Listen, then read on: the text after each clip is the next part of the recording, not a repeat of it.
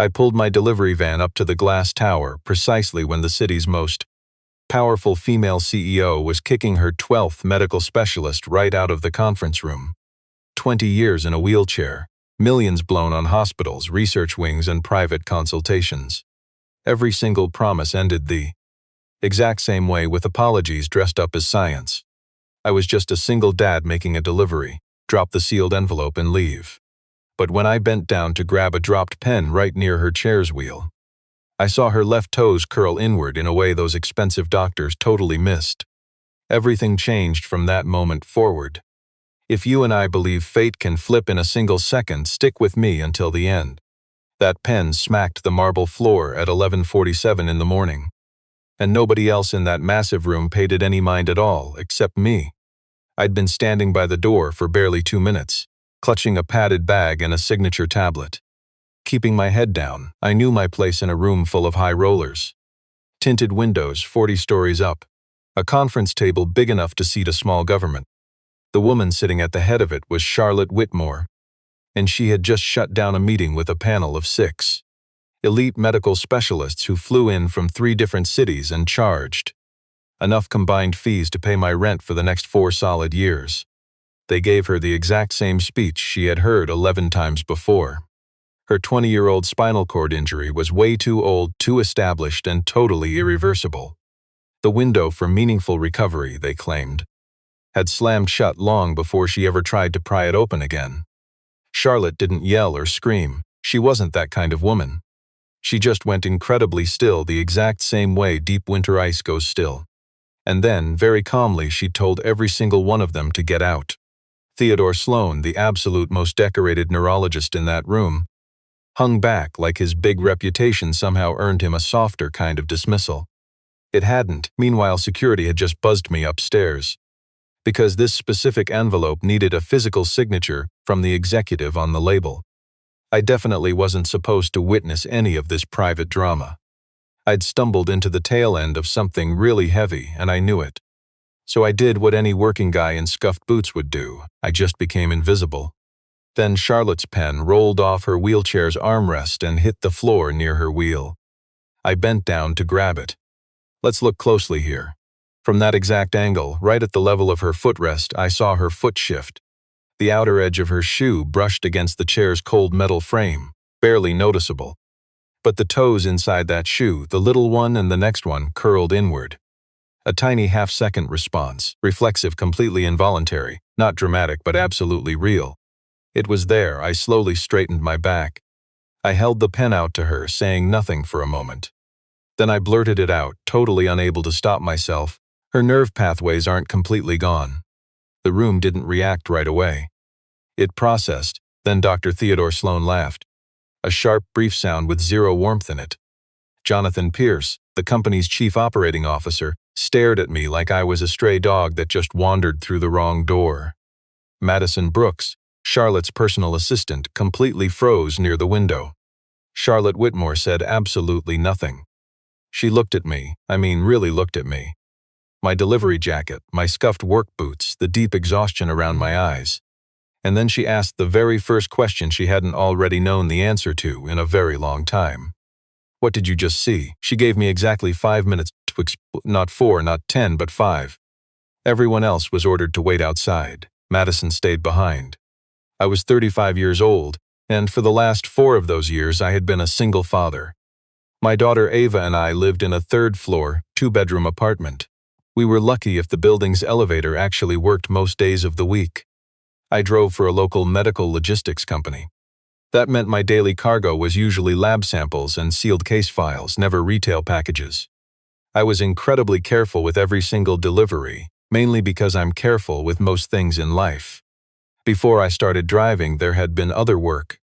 For almost 6 years, I worked as a rehabilitation equipment technician for a mid-sized medical device company. That job put me inside hospitals, outpatient clinics, and home care settings 5 days a week, setting up complex motorized mobility frames, calibrating their electrical stimulation units, adjusting orthotic supports for patients whose own bodies had completely stopped cooperating with their intentions. I wasn't a clinician. I didn't hold any medical license to diagnose or treat anyone.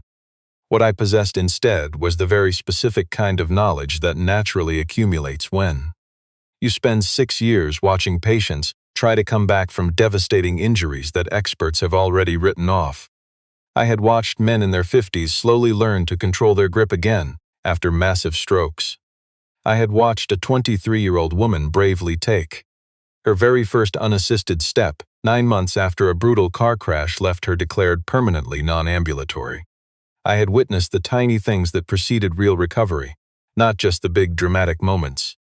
I saw the quiet biological arguments a body makes before anyone in a white coat is willing to listen.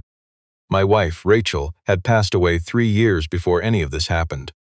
She had gone to 4 different medical specialists over 14 agonizing months, complaining of symptoms that each doctor just logged as something minor before sending her home. By the time the correct clinical picture finally assembled itself, it was way too late to act. I had sat with that heavy truth for a long time. I didn't blame any single doctor. I blamed how the healthcare system handled people whose symptoms just did not announce themselves loudly enough to actually interrupt the endless existing paperwork. My daughter Ava was 7. She had this steady practicality that only appears in children who learn way too early that the world never pauses for grief. She was the sole reason I didn't let myself fall apart, and also, totally without knowing it, the exact reason I started looking at things much more carefully than most people thought was necessary. I honestly hadn't planned to say a single word in that conference room. My plan was just to get a signature, politely thank the woman, and take the elevator straight back down to where my van was double parked with the hazard lights flashing. But seeing the slight curl of her toes hit something deep in the center of my chest. Something I recognized immediately, mostly because I had spent years training myself to recognize it. The body saying something the medical chart wasn't saying. I knew if I walked away without speaking up, I would carry that weight forever. I saw he'd already carried Rachel. He couldn't carry this burden too. I watched Charlotte Whitmore build the Whitmore Biodine Corporation from her hospital bed. She did it simply because she had absolutely nothing else left to do. And doing nothing, to her that felt like a second fatal blow she'd never survive. The crash happened just 2 months after she turned 21. She was driving home late that night, coming back from a children's hospital charity event. I always saw that timing as a uniquely brutal twist of fate. Just a driver running a red light. A crash lasting less than 3 seconds that completely shattered the rest of her life.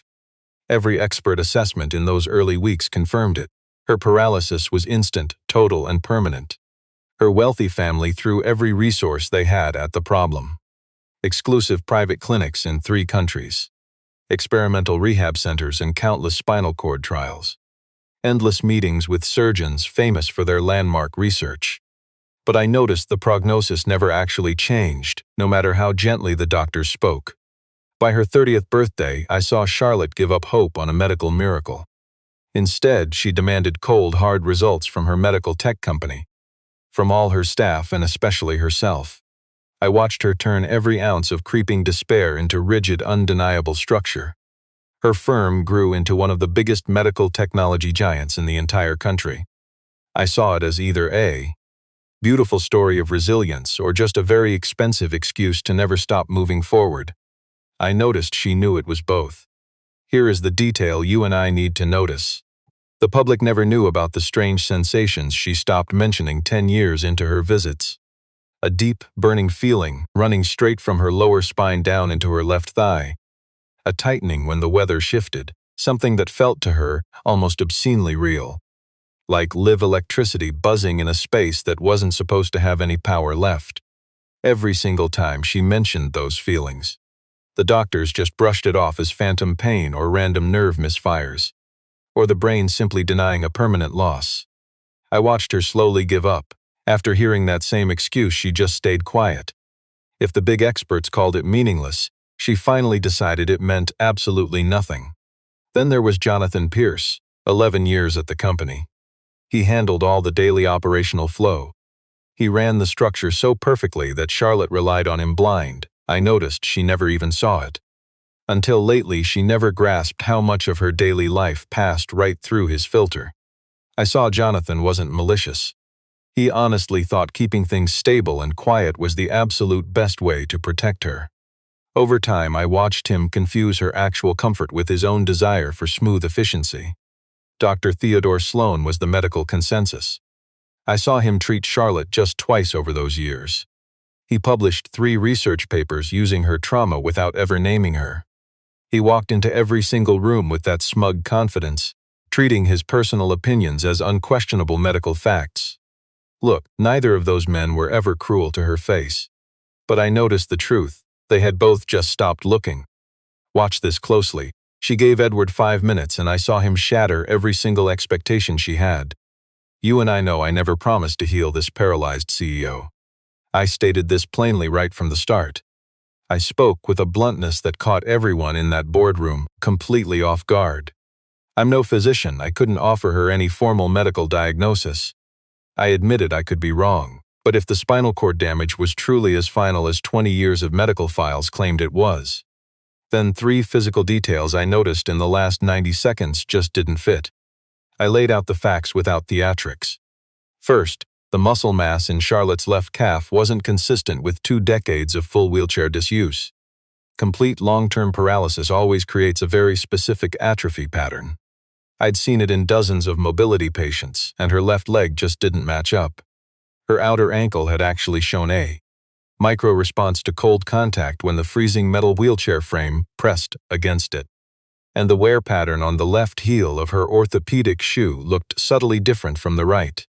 A faint asymmetry suggesting her left foot had actually borne trace amounts of repeated pressure at some point. I also pointed out one final detail.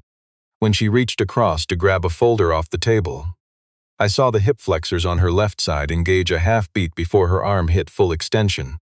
Nothing huge, but that movement sequencing is impossible for a body lacking neural communication below the spinal injury. It's honestly the kind of subtle detail. You and I both know you only spot that after years watching bodies try to reconnect. Charlotte went dead still, but it wasn't my clinical observations that left her totally frozen. It was that burning sensation in her left leg, the one symptom she had completely stopped reporting. She had never brought it up in that boardroom. She hadn't mentioned it to any doctor in 10 years, and I hadn't explicitly named it either. But I had just outlined the exact anatomical conditions that would trigger that very sensation. I had pinpointed it with total accuracy, even though she hadn't told me a single thing. She stared at me for a long, heavy moment. Then she finally asked the one question she'd been utterly terrified to voice for most of her adult life. Because asking meant risking an answer. Why has no medical expert seen this in 20 years? I simply answered, because sometimes people stop looking. They just blindly accept the old conclusion. The entire room fell totally silent. Charlotte didn't magically offer me her trust. She offered me a single guarded test. I could suggest one next step, strictly confidential, 0 press and absolutely no promises. If it produced 0 results, I would walk away for good. I accepted her strict condition without a single negotiation. Theodore Sloan, who had been hovering out in the hallway, suddenly couldn't help himself. He stormed back in after 5 minutes, warning Charlotte that she was being hopelessly manipulated by a nobody with a basic cable subscription and a smooth bedside manner. Jonathan was already listing reasons why our conversation should never have even happened. Later that evening, my 7-year-old daughter Ava overheard me on the phone explaining that I desperately needed to request a personal day for a medical appointment that wasn't mine. Ava was 7, but she perfectly understood the harsh math of our household. Missing a shift meant less pay and a much harder month for us. But she stood in the kitchen doorway and told me if I knew someone could be helped and chose to walk away, I'd feel awful about it forever. And honestly, we both know we can't live with that kind of regret. Picture this, I hardly slept that night. I had requested 3 specific things. First, a fresh medical team with 0 connection to Charlotte's past records. Second, a dynamic imaging study conducted in various positions instead of the standard flat MRI scans those doctors relied on for years.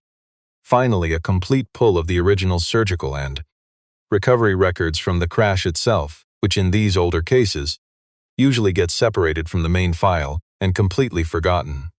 I wasn't asking for miracles. To a high-priced expert like Theodore Sloan, my ideas were easily brushed off in just 2 sentences. But Charlotte really listened.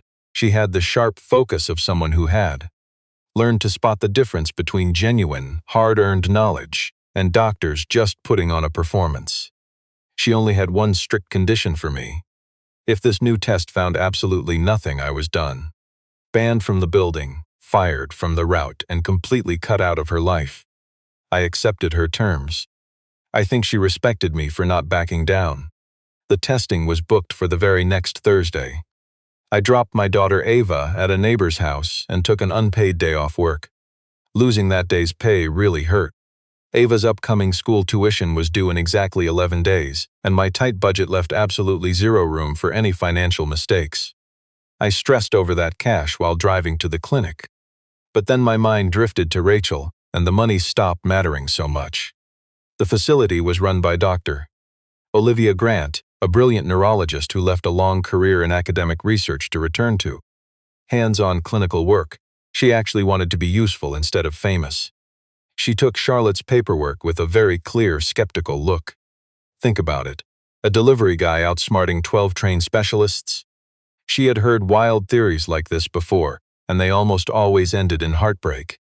But Charlotte Whitmore personally demanded a totally clean slate, and Dr. Grant built her entire career on making sure a fresh start meant exactly that. The old files arrived in batches. The very first surgical report from the night Charlotte crashed.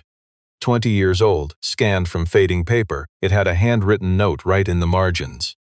It wasn't highlighted or flagged. It was never even mentioned in later files. Just 7 scribbled lines from an attending resident, casually noting the presence of scar tissue growing near the wound, warning about a possible dynamic pinching of the remaining nerve bundles whenever Charlotte moved from lying flat to sitting upright. He recommended a follow-up check once she was stable. But 3 weeks later, Charlotte was moved to another hospital. Her medical history traveled with her just as a summary. And that summary completely left out the handwritten margin note.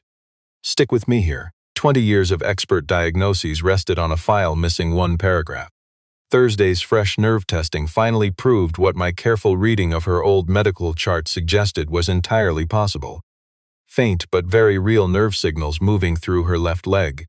It wasn't enough to trigger controlled movement.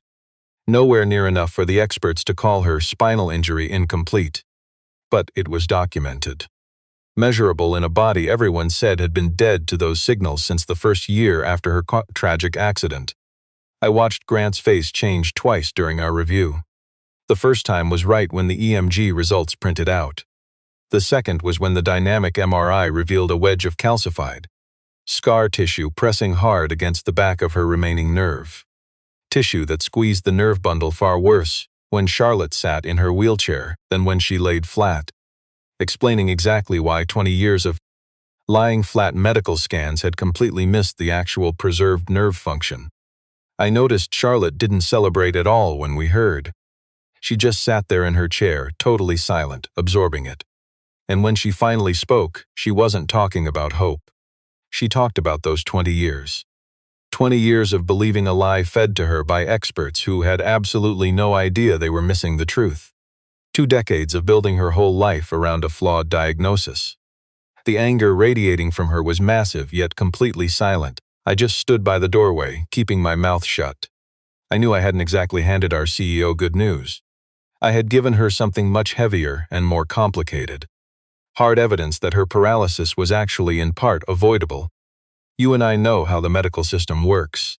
It failed her through plain old institutional blindness. That kind of heavy truth takes time to process, so I gave her that space. Dr. Grant chose her clinical words very carefully. No promises, zero predictions of a full recovery. There was, though, a real medical reason to try surgery. That scar tissue could be removed. The spinal compression was reversible.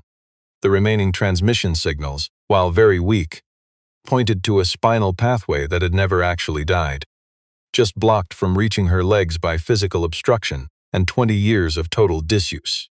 What physical rehab could actually achieve post-surgery was genuinely unknown. The recovery might be huge, it could be minor, but it absolutely wouldn't be nothing. Charlotte looked right at me. If I try again and it still fails, what do I lose? I told her, only what you've already lost, but if you don't try, you lose the rest of your life. The corporate fallout hit us from two directions at once. And honestly, neither reaction surprised me or anyone else paying attention. Jonathan Pierce fought the surgery using slick professional arguments masking his own personal motives. The operation carried risks, her rehab would be long.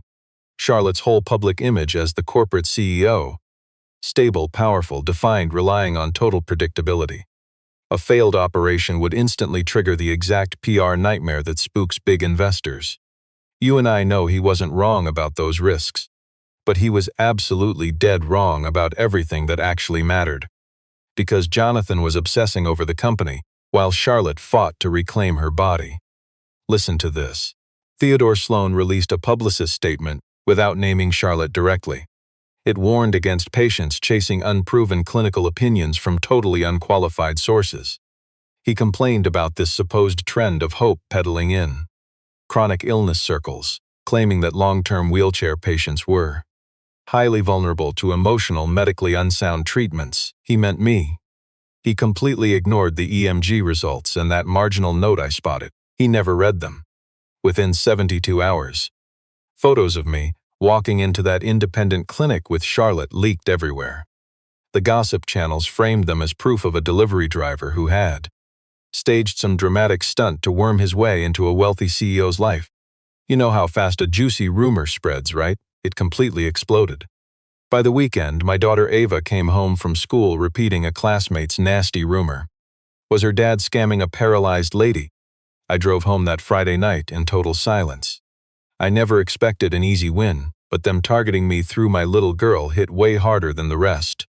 For the first time, I seriously considered just walking away entirely. Not because I was guilty, but because Ava deserved a dad who wasn't some cheap classroom gossip topic. Charlotte called me that very evening. She had already heard about the leaked photos from Madison. She told me she had spent her whole adult life only looking out for herself, never protecting anyone else. She admitted she wasn't completely sure she even knew how to do it. But she was going to try. Come Monday, she called a meeting and completely stripped Jonathan Pierce of any say over her personal medical care decisions. She handed over full authority for her treatment plan to Dr. Grant and Dr. Sebastian Reed, that neurosurgical specialist brought in to evaluate the whole spinal decompression procedure. Then she addressed her board of directors with a fierce statement that left my name out, but made it crystal clear that no stock prices or brand narratives or corporate optics would ever override her right as a patient to chase her own medical options.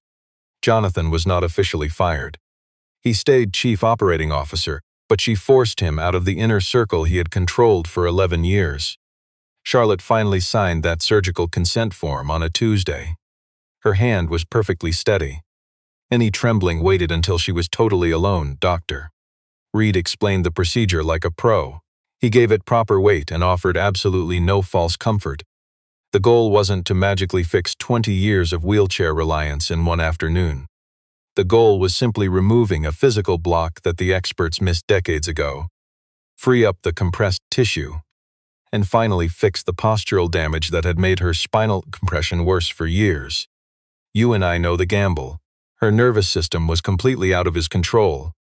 He had witnessed some incredible recovery outcomes from this exact intervention. He had also seen almost nothing happen. Both were very real possibilities. That surgery lasted exactly 4 hours and 12 agonizing minutes. I spent every single minute of it pacing the hallway on the 32nd floor, still wearing my heavy delivery jacket, because I rushed straight from my shift without changing. I stood there, gripping a small paper bracelet in my left hand, braided and knotted tight, made from grocery bag strips that Ava pressed into my palm that morning, telling me to keep them until Charlotte was out. For luck, my little girl said. With that absolute authority of a 7-year-old who knows luck is something you manufacture and hand right over to people. The spinal surgery was a technical success. That was how Dr.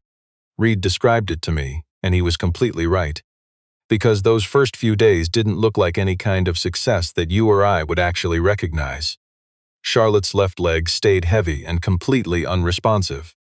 The nerve pain hit her in random brutal waves. We watched a 24-hour stretch where the signals on her medical monitors actually dropped off. Which doctor? Grant calmly explained away as being consistent with the acute phase of neural inflammation after decompression. Expected temporary, not a reversal of the progress we'd found. Theodore Sloan showed up once near the end of week 1, bringing some medical journalist along with him. Charlotte completely refused to see him. Those first 3 weeks were the absolute worst part. Relearning how to sit. Mastering the discipline of shifting weight through a body forced into a wheelchair for 20 years. Now fighting being corrected. Nerve pain in spots experts swore couldn't feel anything anymore. Which honestly proved her nerves were finally waking up. Her physical therapists were sharp and unsentimental, exactly what the CEO needed. And Olivia Grant dropped by every other day, bringing hard data instead of empty reassurance. I only visited when I was invited. I stayed far away when I wasn't asked. I knew from the start that my role here wasn't just to hover around at Charlotte's bedside like I had somehow earned that spot. I simply noticed a detail, spoke up, and then did the hardest part. I stepped back and let the real medical experts do exactly what they were trained to do. What I could offer her, and what I did, was memory. The knowledge you and I gained from watching folks bounce back from injuries experts claimed were permanent. That the signal always precedes the physical movement. That a body telegraphs its intention long before it delivers.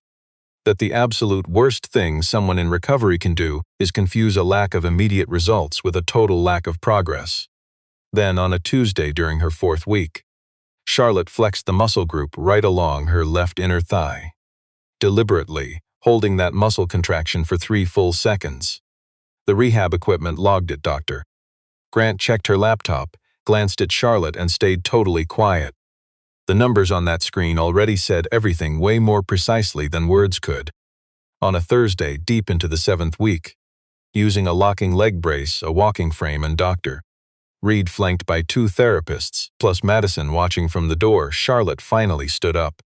She held herself upright for 12 straight seconds. You could see the raw strain in her jaw, her forearms, and her shallow, hyper-controlled breathing. Just like someone who stopped trusting good news decades ago, trying to figure out if this breakthrough actually counts. 12 seconds, not a miracle, just a beginning. Later, when we were finally alone for the first time in weeks, you and I are going to unpack this. I watched Charlotte ask Edward why he couldn't stay quiet. I saw she already knew, but she needed him to say it. I heard him mention Rachel. 14 months of paper trails. Minor symptoms that the medical experts completely missed until fatal. He described the absolute agony of watching someone speak the truth, only for experts to dismiss them. Over and over, those doctors insisted she was wrong about her own body. He admitted that he stood right there, staring straight at our CEO's foot. And I noticed he felt the heavy burden of something he just couldn't unsee. He promised himself years ago that he would never be the kind of expert who looked away. I watched Charlotte finally realize what he was really giving her. Not some magic cure, just a simple refusal to turn a blind eye. The annual Whitmore shareholders meeting finally arrived. We gathered in the main auditorium that first Friday in November for Biodine Corporation. 214 people sat there, completely certain they knew exactly what was coming. I knew Jonathan Pierce had drafted a plan to strip her daily executive power. He hid it behind slick words about strategic continuity and long-term planning. They even brought in Theodore Sloan as an honorary guest. Everyone just assumed they had won after weeks of quiet maneuvering. They planned to sideline our CEO into a purely ceremonial role, visible but totally powerless.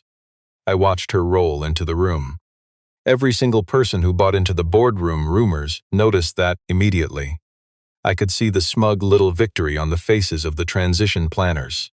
They thought her sitting there proved the disabled CEO narrative they had so carefully constructed. I listened for 22 straight minutes.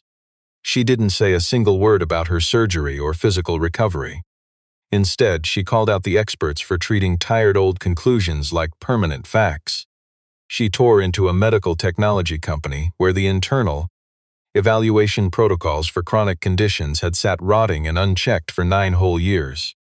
I heard her define the difference between stability, and total stagnation. She explained the massive cost of building a business culture where people thought questioning a settled medical answer was just annoying instead of absolutely necessary.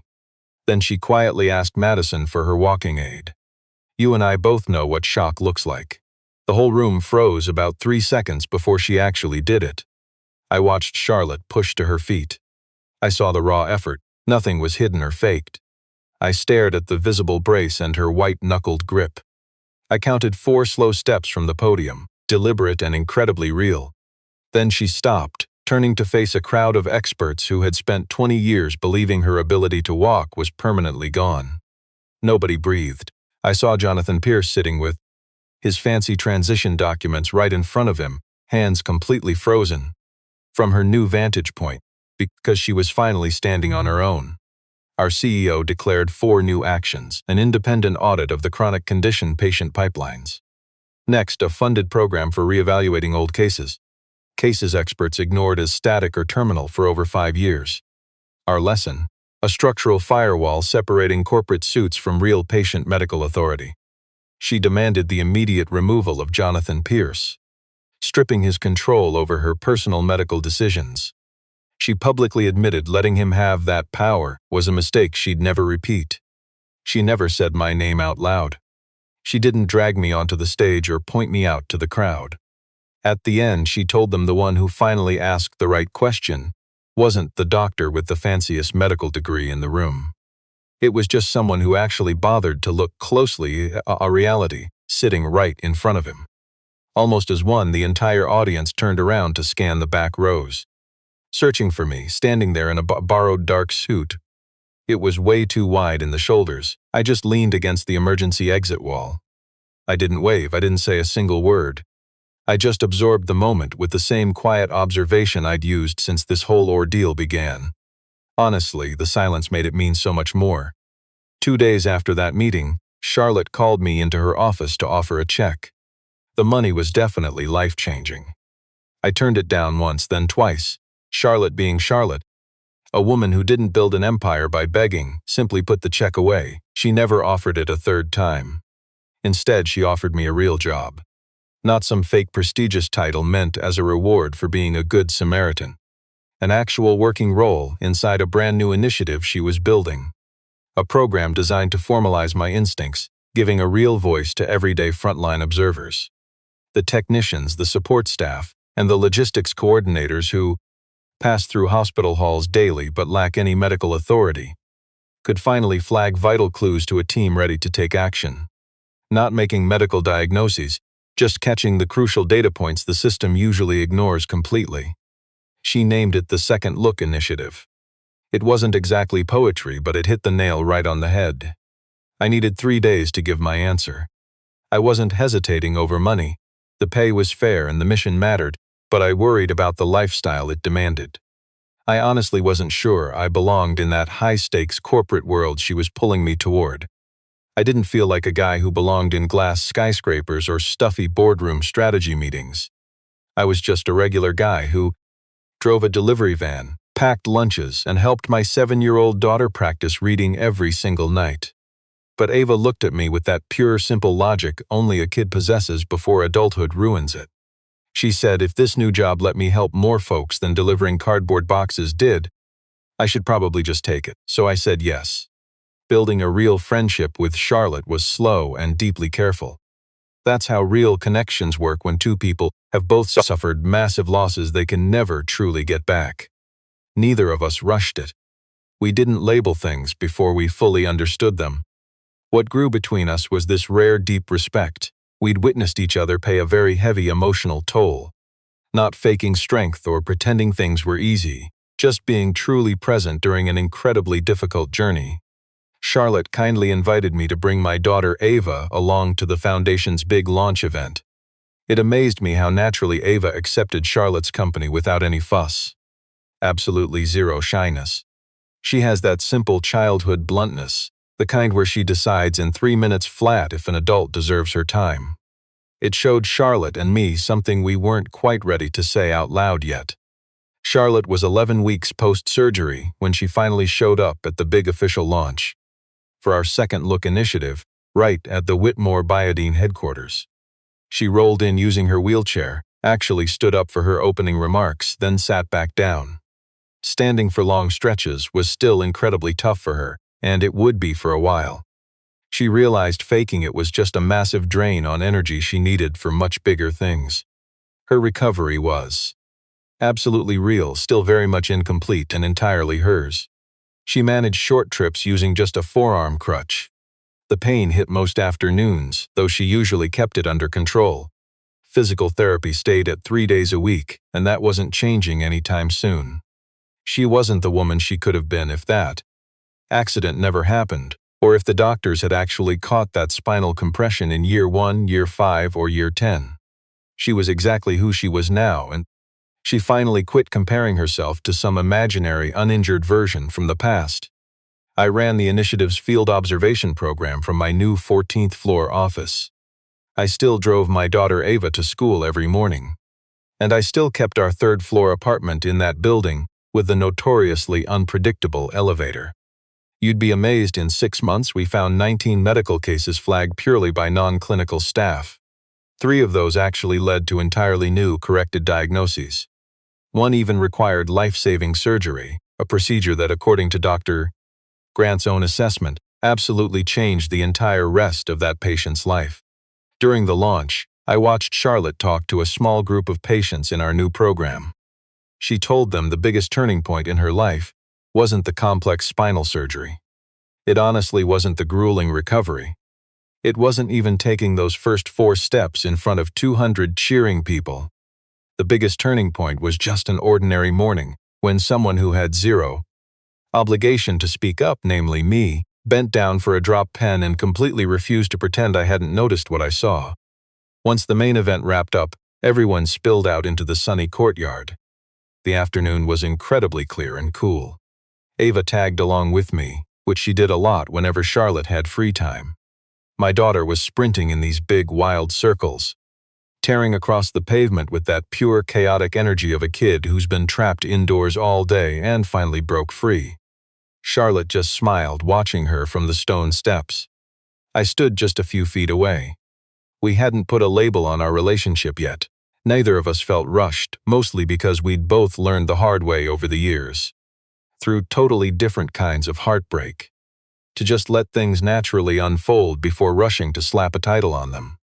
Eventually, Charlotte looked over and mentioned we'd probably be late if we didn't hit the road soon. I told her we still had a few more minutes. Ava ran another giant loop, arms wide open, totally trusting the ground beneath her flying feet. You and I both know the most dangerous thing any system can do is stop questioning its oldest answers. It's not because those old medical answers are always wrong, but the second you stop asking, you've already decided that the patient doesn't even matter anymore. I watched her make that choice quietly. Without a word, she left herself behind.